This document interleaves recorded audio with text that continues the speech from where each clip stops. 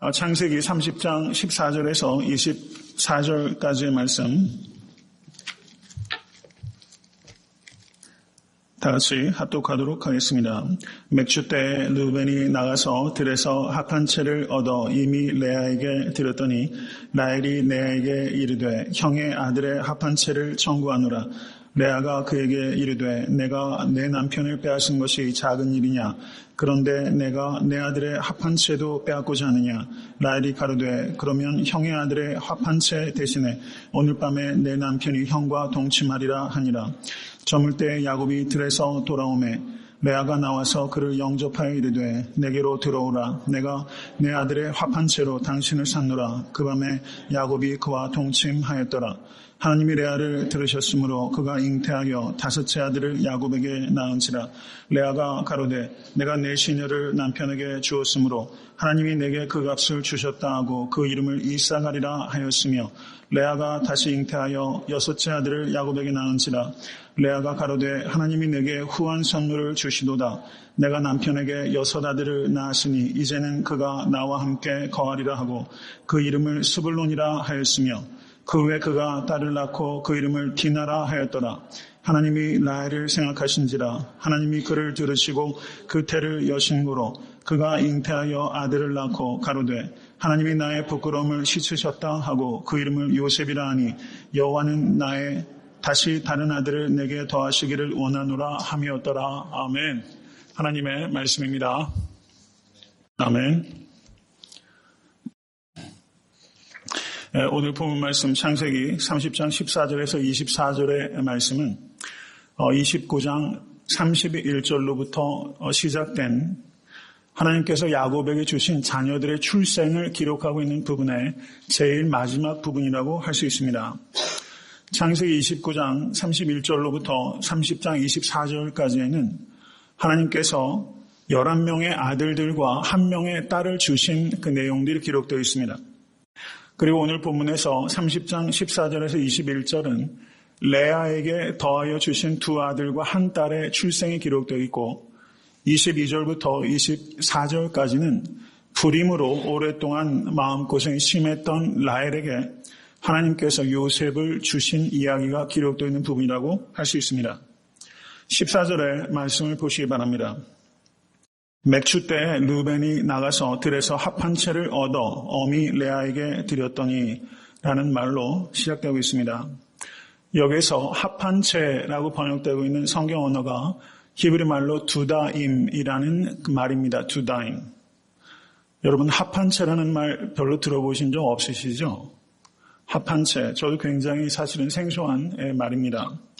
이 합한 채가 표준 세번역과 우리말 성경에서는 자귀나무라고 번역이 되고 있어요. 자귀나무. 여러분 자귀나무 혹시 보신 적 있으세요? 저도 사실은 자귀나무가 어떤 나무인지 잘 몰라요. 근데 영어 번역을 보니까 맨드레이크라고 번역이 되어 있습니다. 맨드레이크. 갈수록 태산입니다. 어떤 나무인지 모르겠어요.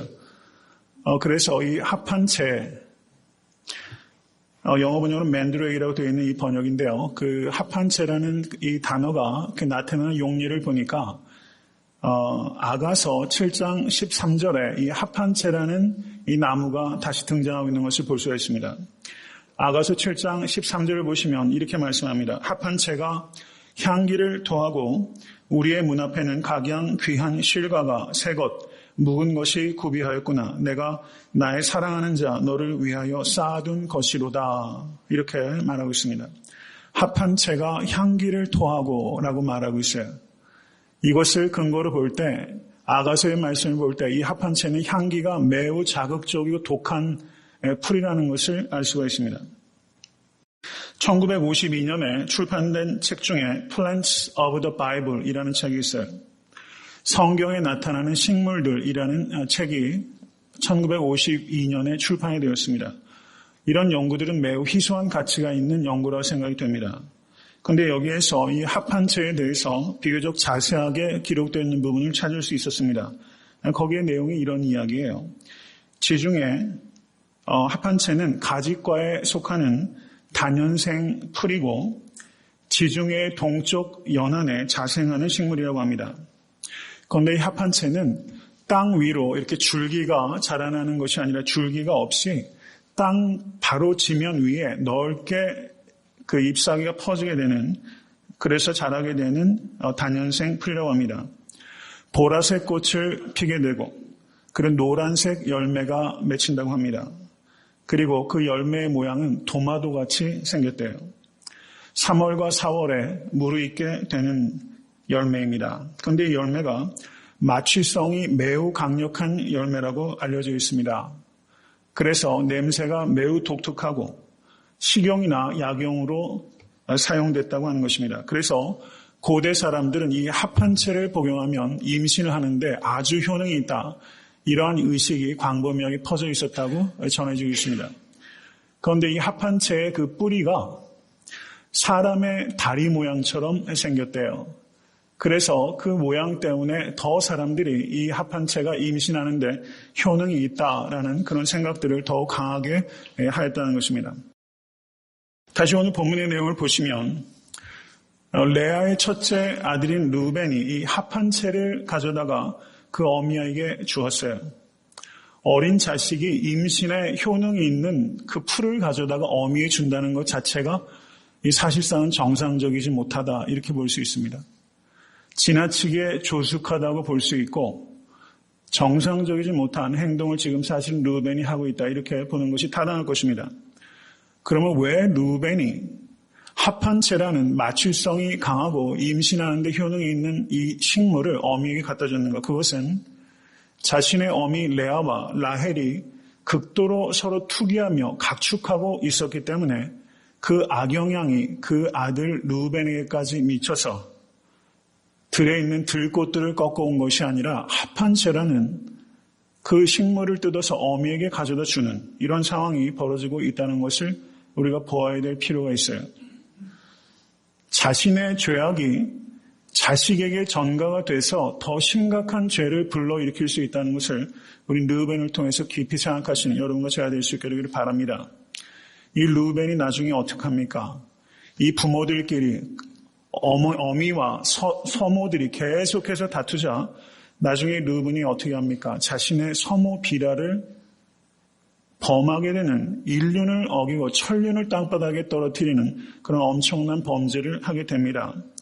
그 결과 창세기 49장 3절에서 4절을 보시면 야곱이 루벤을 축복할 때 이렇게 말을 하고 있는 것을 볼 수 있습니다. 루벤아, 너는 내 장자요, 나의 능력이요, 나의 기력의 시작이라. 위강이 초등하고 권능이 탁월하도마는 물이 끓음 같았은즉 너는 탁월치 못하리니 내가 아비의 침상에 올라 더럽혔음이로다. 그가 내 침상에 올랐었도다. 이렇게 말하면서 이 늙은 야곱이, 이 루벤이 자신의 첩을 범하는 이런 엄청난 죄를 범했을 때 그것을 그 자리에서 그때 뭐라고 징계하지 못하고 저가 죽음에 임박했을 때 자식들을 축복할 때 그때 그 일에 대해서 언급을 하면서 루벤에게 네가 탁월하지 못할 것이다 라는 이야기를 남기게 된다는 것입니다. 여러분, 죄에는 반드시 대가가 있다는 것을 우리가 깊이 생각해야 됩니다. 여러분, 죄를 미워하시고 죄를 피하실 수 있게 되길 간절히 바랍니다. 나의 죄가 다른 사람의 죄의 씨앗이 될 수 있고 원인이 될 수 있다는 것을 경계하실 수 있는 여러분과 제가 될 수 있게 되길 바랍니다. 루벤이 합한채를 구해가지고 왔을 때 라헬이 그것을 보고 합한채를 자기에게 달라고 요청하기에 이르렀습니다. 왜 그것을 요청하게 됩니까? 혹시 합한채가 있으면 자기가 오랫동안 불임으로 시달렸는데 임신할 수 있지는 않을까 하는 미신적인 생각 때문에 이 어린아이가 가져온 합한채를 요구하게 되는 것입니다. 그러자 레아가 뭐라고 말합니까? 15절 말씀 보십시오. 레아가 그에게 이르되 내가 내 남편을 빼앗은 것이 작은 일이냐? 그런데 내가 내 아들의 합한채도 빼앗고자 하느냐? 이렇게 말하면서 레아가 매우 강력하게 지금 반발하고 있는 장면이 있습니다. 그랬더니 라헬이 뭐라고 말합니까? 그러면 형의 아들의 합한채 대신에 오늘 밤에 내 남편이 형과 동침하리라. 이렇게 말하고 있어요. 여기에서 보시면 이 야곱의 부부 생활을 누가 통제하고 있습니까? 이 라헬이 꽉 틀어지고 있는 거예요. 야곱이 지금 라헬에게 꼼짝을 못해요. 이것은 성경적인 의미에 있어서 올바른 가정의 모습이라고 볼 수가 결코 없는 것입니다. 여러분, 아내는 남편에게 복종해야 되는 것입니다. 믿으십니까? 믿으십니까? 제가 이때 믿으십니까를 묻기가 제일 민망해요. 제가 몇 주 전에 설교 말씀드렸던 것처럼 남편이 어떤 퀄리티가 아내보다 탁월해서가 아니라 결혼관계 안에 있기 때문에 아내는 남편에게 복종해야 된다. 이것이 성경적인 가르침이에요. 이것을 깊이 생각하시는 아내들 되실 수 있게 간절히 바랍니다. 아내가 남편에게 복종한다는 의미를 우리가 여러 가지로 생각할 수 있지만 두 가지로 간략하게 말씀드릴 수 있어요. 아내는 남편 몰래 무슨 일을 해서는 안 돼요. 남편 몰래 땅을 산다든가 집을 산다든가 이러시면 안 됩니다. 그리고 남편 몰래 해서도 안 되고 남편보다 앞서서 행하셔도 안 돼요. 이 두 가지를 극도로 절제하실 수 있길 간절히 바랍니다. 여기에서 이 남편의 잠자리를 여자들끼리 쑥떡쿵 해가지고 정하고 있다는 이 말씀입니다. 이것은 결코 바람직하지 않아요. 레아는 라헬이 임신하지 못하는 것을 이용하고 있고 라헬은 레아가 사랑받지 못하는 것을 서로 이용하고 있어요. 여기에는 매우 불편한 야합이 일어나고 있는 것입니다. 이것은 연합이 아니라 야합이에요. 여러분, 교회는 우리가 서로 연합하는 곳이지 야합하는 것이 아니라는 것을 깊이 생각하실 수 있게 간절히 바랍니다. 여기에서 레아와 라헬이 이렇게 합한 채를 가지고 서로 딜하는 것이 아니라 여러분, 자매로서 서로 배려해서 라헬은 야곱에게 언니가 너무 외로우니까 오늘 밥은 언니 침소로 드십시오 라고 하면 얼마나 좋겠어요. 레아는 라헬이 자식을 임신하고 싶어도 오랫동안 임신하지 못했기 때문에 자신이 가지고 있는 경험적인 것들을 통해서 좋은 약을 소개해 준다든가 뭐 이런 식으로 해서 최선을 다해서 도울 수 있죠. 그런 배려들로 이와 같은 일이 이루어져야 되는 것인데 이것이 합한체라는 어떤 도구를 통해서 야합을 통해서 이루어지고 있는 매우 아름답지 못한 그런 모습들이 여기 빚어지고 있다는 것을 우리가 봐야 됩니다. 저는 여러분과 제가 우리가 의지하는 합한체가 무엇인지를 깊이 생각하실 수 있는 이 저녁 될 수 있기를 간절히 바랍니다. 합한체 때문에 임신한 것이 아니라 하나님께서 라헬과 레아를 들으시고 생각하셨기 때문에 임신한 것입니다. 여러분 믿으십니까? 아직도 우리가 신앙생활을 함에도 불구하고 우리가 붙잡고 있는 효능이 좋다는 합한체를 우리가 들고 있는 때가 너무 많다는 것을 우리가 알아야 돼요. 그 합한체를 내려놓으십시오. 하나님께서 들으시고 그리고 하나님께서 일하시면 태가 열리게 되는 것처럼 우리의 막혔던 것도 하나님께서 기억하시면 뚫리고 열리는 역사가 나타나게 되는 것을 믿으실 수 있게 간절히 바랍니다. 여러분, 레아의 입장이라고 한번 생각해 보십시오. 여자의 적은 여자라는 말이 있어요. 여러분 직장 생활에도 여자 직원이 들어가면 그 여자 직원 괴롭히는 사람이 여자라는 말 많이 하잖아요. 가만히 보면 그런 것 같아요. 참 그래요. 여자의 적은 여자예요. 여기에서 보시면 이 합한체를 주면 야곱이 오늘 밤에 언니의 침소에 들어가게 될 것이다 라는 말을 들었을 때 이 레아는 정말 자존심이 상했을 거예요. 엄청나게 마음에 상처가 있었을 것입니다. 근데 16절 말씀을 보십시오. 저물 때 야곱이 들에서 돌아오매 레아가 나와서 그를 영접하되 이르되 내게로 들어오라. 내가 내 아들의 합한채로 당신을 샀노라. 여러분 여자라면 이렇게 말하고 싶겠어요? 쉽지 않겠어요? 이 얼마나 자존심 상하는 말이에요. 이 레아는요 그런 거 저런 거 따질 만한 여력도 없는 거예요. 그냥 자기 침소에서 기다리질 않고 들에서 야곱이 오니까 나가서 영접해서 이렇게까지 말하면서 이 야곱의 사랑을 갈구하는 것이 이 레아라는 것을 우리가 보게 됩니다. 참으로 딱한 여인이 아닐 수 없어요. 그런데 어떻습니까? 여기에서 보시면 오늘 본문에서 우리가 특별히 좀 묵상해야 될 중요한 포인트가 두 가지 있다고 저는 보는데요. 여러분 남자 입장에서 한번 생각해 보십시오. 지금 야곱이 들에서 돌아왔는데 여자들끼리 쑥덕궁해서 이제 자기가 오랫동안 들어가지 않았던 레아의 침실로 자기가 들어가게 된 상황이에요. 그런데 16절 뒤를 한번 보십시오. 그 밤에 야곱이 그와 동침하였더라 라고 말하고 있어요. 야곱이 언성을 높이거나 들어가기 싫다고 하거나 이런 일체의 말이 없이 야곱이 silence, 조용히 그 레아의 침실로 들어가게 됩니다. 왜 이랬을까요? 라헬이 그만큼 무서웠기 때문일까요? 왜 이렇게 그 야곱이 이러한 요구에 순순히 응했을까? 이것을 우리가 좀 생각할 필요가 있다고 봅니다. 여러분, 제가 지금부터 드리는 말씀이 공감이 되는지 한번 경청하시면서 들으시기를 바랍니다.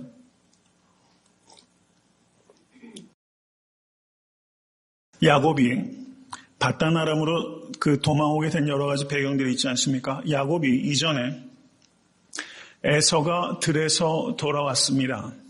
그런데 오늘 본문을 보시면 야곱이 들에서 돌아왔어요. 그때 야곱은 무엇으로 장자권을 샀습니까? 팥죽 한 그릇으로 장자권을 샀어요. 근데 오늘 본문에서 레아는 팥죽 대신에 합 한 채로 야곱과의 잠자리를 사고 있습니다. 에서는 배가 고팠어요. 라헬은 배가 부르지 않았어요. 그렇죠. 여러모로 비슷한 부분이 많이 있다고 볼 수 있습니다. 야곱은 레아가 합한 채로 자신과의 잠자리를 샀다는 이야기를 들으면서 자신이 오래전에 팥죽 한 그릇으로 형으로부터 장자의 명분을 샀던 지난 일들을 연상했을 수 있다라고 보는 것입니다. 여러분이 공감이 됐어요? 저는 야곱이 여기에서 왜 아무 말도 없이 레아에게 이끌려서 잠자리에 들어갔는가 생각했을 때 지금 야곱은 지금 오랜 시간이 걸려서 지금 라반 밑에서 일종의 착취를 당하고 있으면서 자신이 지난 일들을 후회하고 그리고 회한을 가지고 있는 것입니다. 자기가 오래전에 배고픈 형을 이용해서 팥죽 한 그릇으로 장자의 명분을 자기가 뺏은 것처럼 지금 이 레아가 그만큼 예전에 내가 그랬던 것처럼 이만큼 절박하구나. 그래서 합 한 채를 가지고 나의 하룻밤의 잠자리를 사고 있구나. 라는 면에서 이 야곱은 지금 이 레아와 심정적으로 저는 어떤 의미에서 이때 레아를 깊이 이해할 수 있지는 않았을까 이런 생각을 해보게 되는 겁니다. 제 개인적으로도 이런 묵상을 하게 되는데요. 여러분 그 NICOT라고 한국에는 번역되어 있지는 않은 책입니다. 구약 주석서 중에서 NICOT라는 아주 그 저명한 주석 시리즈가 있는데 거기에 빅터 해밀턴이라는 구약학자도 그러한 관점에서 이해를 하는 거예요. 지금 야곱의 처한 시츄에이션은 처했던 예전의 그 시츄에이션과 지금 레아가 있는 시츄에이션과의 그 연관성 속에서 야곱은 이 레아의 행위를 비로소 100%는 아니어도 뭔가 동정을 가게 되는 그런 상황들이 지금 여기에서 벌어지고 있다. 그래서 야곱이 묵묵히 이 잠자리를 허락한 것이다. 이렇게 묵상할 수 있다고 봅니다. 여러분 흥미로운 관찰이라고 생각이 돼요. 한번 깊이 한번 묵상을 해보십시오.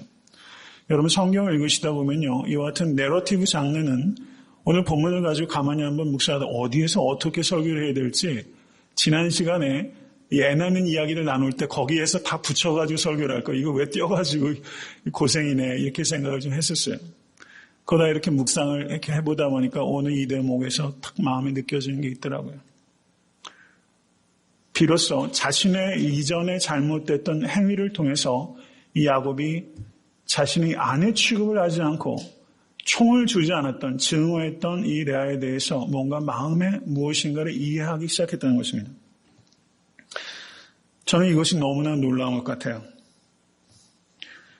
이스라엘의 12지파가 그중에서 이사겔과 스불론이라는 12지파의 6분의 1에 해당하는 그 두 지파가 이와 같이 합한 채를 가지고 레아가 라헬과 딜을 해서 원하지 않았던 부끄러운 부부관계를 통해서 하나님께서 12지파의 6분의 1을 만드셨다는 것이 저는 너무나 감격적인 것 같아요.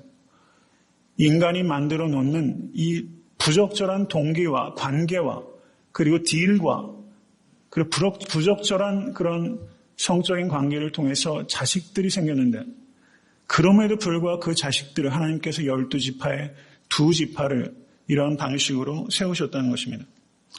하나님의 방법은 우리의 경험과 우리의 이성으로 재현할 수 없다는 것을 이것을 통해서 다시 한번 받아들이시는 여러분과 제가 될 수 있게 간절히 축원합니다.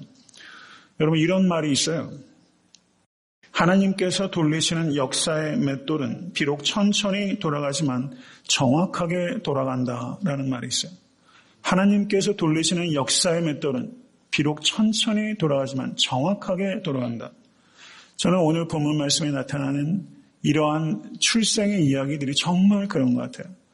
여러분 맷돌 돌려보셨어요? 저는 시골에서 좀 있으면서 이 맷돌 명절 때마다 이 할머니와 고모들이 돌리는 맷돌에 대한 추억이 있어요. 오늘도 오면서 그 생각을 좀 하면서 왔어요. 사실 운전하면서. 이 맷돌이 천천히 돌아요. 그런데 결국은 맷돌이 다 해내거든요. 명절에 내놓는 그 귀한 음식들 맷돌이 다 갈아서 빈대떡들 맛있게 구워내잖아요. 하나님께서 돌리시는 맷돌은 참으로 천천히 돌리는 것 같아요. 그런데 이 맷돌이 정확하게 돌아요. 가장 적절한 때에 이 맷돌이 모든 사명을 감당하게 된다는 것을 우리가 기억할 수 있기를 간절히 바랍니다. 오늘 설교의 제목을 보면서 좀 의아하신 분들이 계셨을 거예요. 하나님께서 돌리시는 맷돌. 예, 하나님께서 돌리시는 맷돌. 여러분 내 인생의 맷돌 하나님께서 돌리시고 계세요. 믿으세요? 여러분 그걸 믿으십시다.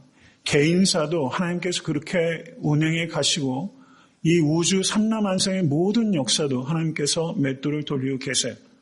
하나님께서 우주의 주관자이시고 역사의 주인이심을 믿으실 수 있게 간절히 축원합니다. 한치의 오차도 없이 하나님께서 아브라함에게 주시고 이삭에게 주시고 야곱에게 주셨던 그 언약들을 하나님께서 지금 합한 채를 딜을 해서 갖게 된 부적절한 관계들을 통해서 하나님께서 이사갈과 스불론을 태어나게 하시고 있는 것이 여러분 너무나 감격적입니다. 17절 말씀을 보십시오. 하나님이 레아를 들으셨으므로 그가 잉태하여 다섯째 아들을 야곱에게 낳은지라 라고 말하고 있습니다. 하나님께서는 우리를 들으십니다. 29장 33절을 보셔도 레아가 시므온을 낳았을 때 여호와께서 나의 총이 없음을 들으셨으므로 내게 이도 주셨도다 이렇게 말했어요. 하나님께서는 레아를 들으셨고 우리 한 사람 한 사람을 들으시는 하나님이심을 믿으실 수 있게 간절히 바랍니다.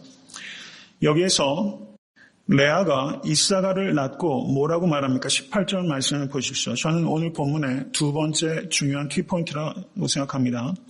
18절 말씀 다 같이 읽겠습니다.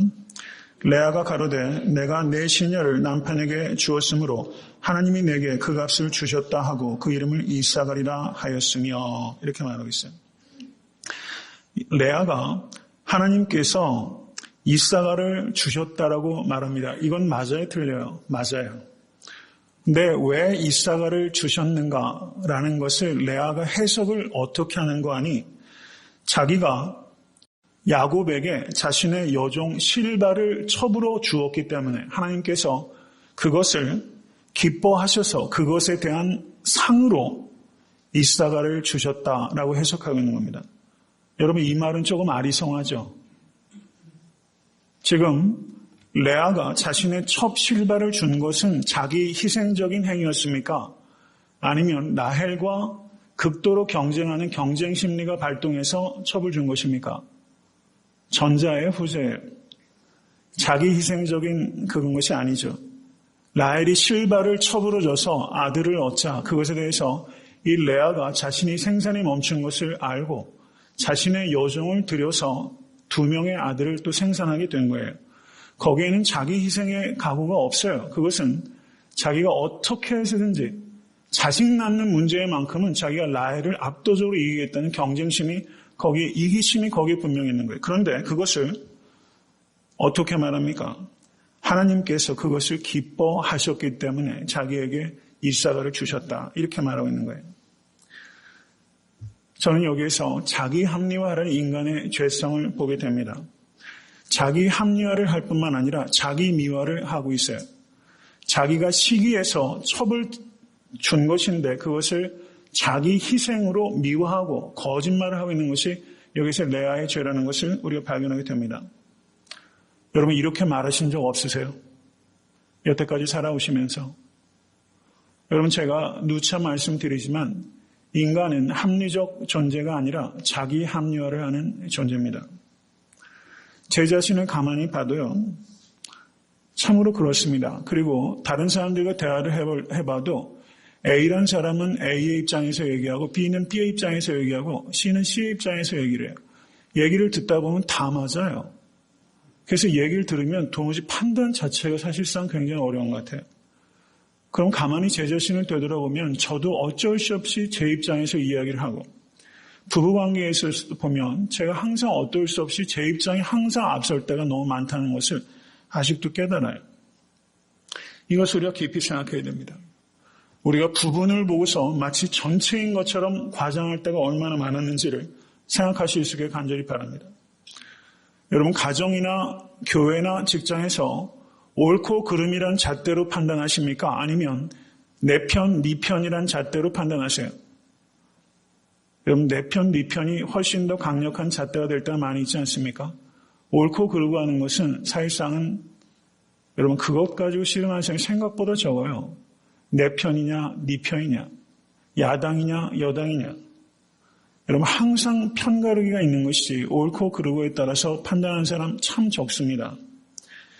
제 자신을 한번 생각해 보게 되는 거예요. 그런데 성경은, 하나님은 옳고 그르고만 가지고도 판단하는 것은 부족하다고 보시는 겁니다. 우리는 옳고 그른 일에 깨어 있어야 됩니다. 그렇지만 우리는 옳고 그른 것을 뛰어넘어야 됩니다. 우리는 은혜로 봐야 됩니다. 아멘. 우리는 은혜를 입은 사람이에요. 우리가 바라보는 관점은 옳고 그르고 한 것을 뛰어넘어서 은혜의 관점에서 바라볼 수 있어야만 되는 것입니다. 여러분, 정말로 자기 자신을 바라볼 때 객관적으로 바라보시는 눈이 자신에게 있는지 깊이 생각하실 수 있게 되길 바랍니다. 객관적일 필요가 있어요. 근데 너무나 주관적이에요. 이건 제 얘기를 드리는 거예요. 많이 노력을 함에도 불구하고 얼마나 제 판단이 편향되어 있고, 여러분, 흔한 말로 내가 하면 뭐요? 로맨스고 남이 하면 불륜이라고 얘기를 하잖아요. 여러분, 거기에서부터 자유로운 사람이 얼마나 되는지 한번 깊이 한번 생각해 보실 수 있게 간절히 바랍니다. 하나님을 빙자하시지 않으실 수 있기를 간절히 바랍니다. 신앙생활을 오대하고 말씀에 대해서 지식이 깊어지면 하나님을 빙자해요. 성경 말씀을 들먹여요. 그리고 하나님께서 이렇게 하셨기 때문에 나에게 이렇게 주셨다라고 말하는 경우가 많아요. 여기에서 레아가 말하는 것과 비슷하다는 것을 우리가 생각해야 됩니다. 여러분, 하나님의 뜻을 우리가 이야기할 때 언제 하나님의 뜻을 이야기하는지를 한번 생각하세요. 내 이익과 연관될 때 우리가 하나님의 뜻을 이야기하는지, 내 희생과 연관될 때 하나님의 뜻을 이야기하는지, 여러분, 이것을 깊이 생각하셔야 돼요. 여러분, 어느 쪽입니까? 내 이익을 정당화하기 위해서 하나님의 뜻이라고 말할 때가 많이 있지 않았어요? 여러분, 섬김과 희생과 나눔의 자리에서 그것을 하나님의 뜻이라고 말하실 수 있는 여러분과 제가 될 수 있게 간절히 바랍니다. 이런 말씀 드리기가 좀 부끄러운 이야기지만요, 제가 읽었던 책 중에서 그런 이야기를 거기 썼어요. 평신도가 하시는 말씀이에요. 거기에 뭐라고 하냐면 평신도가 참 이상하대요. 목사님은 왜 항상 큰 교회로 가실 때 하나님의 뜻이라고 말씀하는지 모르겠대요. 작은 교회로 가시면서 하나님의 뜻이라고 말하는 목사님이 참 보기가 어렵다고 그런 이야기를 거기에 썼더라고요. 가만히 보면요, 그게 어디 비단 목회자에게만 관계된 문제겠어요? 우리가 내게 이익이 되는 문제를 이야기할 때는 항상 하나님의 뜻을 들먹이고, 내가 희생하고 헌신해야 되는 자리에서는 하나님의 뜻을 우리가 가급적인 말을 하지 않는 것이, 여러분, 그게 제 문제 아니겠어요? 우리 각자가 사실은 그런 문제 가운데 있다는 것을 깊이 생각하실 수 있게 간절히 바랍니다. 그 뒤에 이어지는 내용을 보십시오. 22절의 말씀입니다. 하나님이 라헬을 생각하신지라. 믿으십니까? 여러분, 하나님께서 성도님들을 생각하십니다. 여기에서 생각하셨다라고 하는 단어가, 이 단어는 좀 기억하세요. 자카르라는 단어의 자카르, 히브리 말로 자카르. 이 단어가 어디에서 처음 쓰였냐면 창세기 8장 1절에 쓰였습니다. 하나님이 노아와 그와 함께 방주에 있는 모든 들짐승과 육축을 권념하사 바람으로 땅 위에 불게 하심에 물이 감하였고 라고 말할 때 하나님께서 노아를 권념하사, 그때 이 자카라는 단어가 사용됐어요. 하나님께서 노아를 remember 하셨다는 뜻입니다. 자카르라는 말은 생각하다, 기억하다 이런 뜻이 있습니다. 그리고 이 단어가 창세기 19장 29절에 또 사용되어 있습니다. 거기 보시면 하나님이 들의 성들을 멸하실 때, 곧 롯에 거하는 성을 엎으실 때 아브라함을 생각하사 롯을 그 엎으시는 중에서 내어 보내셨더라. 이렇게 말하고 있습니다. 아브라함을 생각하셔서 롯을 구출하셨어요. 그리고 출애굽기 2장 24절을 보셔도 하나님이 그 고통 소리를 들으시고 아브라함과 이삭과 야곱에게 세운 그 언약을 기억하사 라고 했을 때 그 기억하다는 단어가 자카르라는 단어가 사용되어 있습니다. 여러분, 하나님께서 라헬을 기억하시는 것처럼 우리 한 사람 한 사람을 기억하신다는 것을 믿으십시오. 아멘. 여러분, 정말 이것을 믿으실 수 있게 간절히 축원합니다. 이 자카르라는 단어의 주어로 하나님이 쓰일 때가 구약성경에 무려 73번 쓰였어요. 하나님은 우리를 기억하시는 하나님입니다. 이사야서 49장 15절을 보시면 여인이 어찌 그 젖먹는 자식을 잊겠으며 자기 태어서 난 아들을 긍휼히 여기지 않겠느냐. 그들은 혹시 잊을지라도 나는 너를 잊지 아니할 것이라. 아멘. 여러분, 하나님께서 기억하세요. 이것을 믿는 성도는 기다릴 줄 압니다. 하나님께서 기억하신다. 나를 기억하신다. 그러면 기다릴 줄 알아요. 여러분, 사람과 사람 사이의 이야기를 말할 때 무엇인가 어려운 부탁을 드리면 사람은 어떻게 말해요? 한번 생각해 보겠습니다. 라고 말하면 그거는 해주겠다는 얘기예요? 안 해주겠다는 얘기예요? 그거는 거절을 완곡하게 표현하는 거예요. 생각하겠다는 말은 네거티브한 거예요. 그런데 하나님께서 생각하시는 것은 하나님께서 그리 행하신다는 것을 의미하는 것입니다. 아멘. 하나님께서 기억하시면 하나님의 구원이 나타나게 되는 것입니다. 하나님께서 생각하셨기 때문에 그 뒤의 내용을 보십시오. 하나님이 그를 들으시고 그 태를 여신 고로라고 말씀합니다. 라헬의 태를 연 것은 합탄체가 아니라 하나님께서 기억하셨기 때문이에요. 믿으십니까? 여러분, 고대 사회에서 여인이 아이를 잉태하지 못한다는 것은 이것은 엄청난 고통이에요. 그런데 하나님께서 태를 여시자 자식을 출산하게 되고 그리고 요셉을 낳게 됩니다. 요셉이 어떤 아들입니까? 예수님을 쏙 떼어 닮은 아들이에요. 귀한 아들이에요. 이스라엘의 구원에 있어서 크게 쓰임받은 귀하고 그리고 중요한 아들입니다. 하나님께서 라헬을 생각하셔서 요셉을 주신 것처럼 하나님께서 성도님들 한 분 한 분을 생각하셔서 여러분의 막혔던, 죽어있던 여러분 태를 여시고 그리고 귀한 역사를 이루시는 하나님을 경험하실 수 있는 우리 모두가 될 수 있게 주님을 간절히 축원합니다. 말씀을 맺습니다. 본문의 말씀을 통해서 하나님께서 참 불행한 결혼관계를 통해서 이 불행한 결혼관계 맞죠? 불행한 결혼관계 속에서 하나님께서 이스라엘의 12지파를 어떻게 만드셨는지를 오늘 본문을 통해서 우리에게 알게 하는 것입니다. 아브라함에게 하나님께서 이런 언약을 주셨습니다. 내가 내 자손으로 땅에 티끌 같게 하리니 사람이 땅에 티끌을 능히 셀 수 있을진데 내 자손도 세리라.